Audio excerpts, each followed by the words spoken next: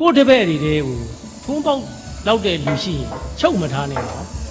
အဲ့ဒီလူကပွင့်ထွက်သွားရင်ကိုကရန်သူပြန်ဖြစ်သွားမယ်အဲ့တော့ကိုတခါတည်းဖွင့်ပွဲလုပ်ပြီးနောက်ကနေကူညီပံ့ပိုးပေးအခုတော့အနည်းဆုံးတော့ကိုယ့်စီတော့ရွှေပြန်လာဝယ်အောင်ပါပဲလေအဲ့တော့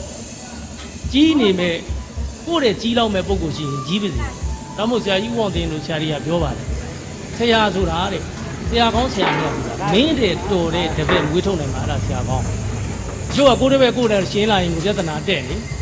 အဲ့တော့ဘာပဲပြောပြောကိုတဲ့အခုဦးအောင်တို့ပြောတဲ့အမြဲတမ်းဝိဇ္ဇင်ကိုခမောင်ကြီးဒါကအမအခုလက်ရှိဒီမှာရှိတဲ့အချိန်လေး6မုံ5ခွဲကဟိုရှိတယ်ရှစ်ပိတ်တန်55ဒီကောင်က10ရွက်6မုံ60ဟို6လောက်မှဟိုရှိတယ်ဗျအချင်းကလီကွင်းကတော့ရှိတယ်ရှက်ရှိတယ်ဒါကဒီကောင်ကဆိုလို့ရှိရင်ဒီကောင်က5မုံ5လက်မ5မုံ5ခွဲ5မုံ5ခွဲဒီမှာစလစ်က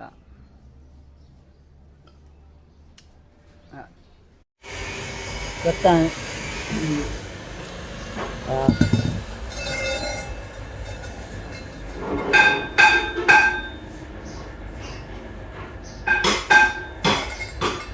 ဒီကောင်က26ထွက်ကိုဒူ3မှတ်ဒူနဲ့3မှတ်ဒူနဲ့ဟာက3မှတ်ဒူ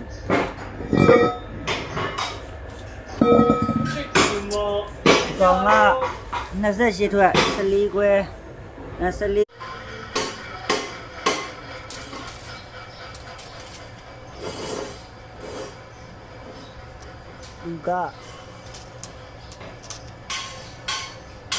ဒီကောင်က28ထွက်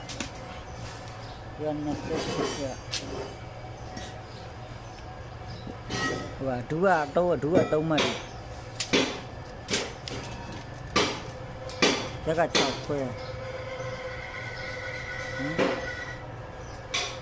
这个巧克力。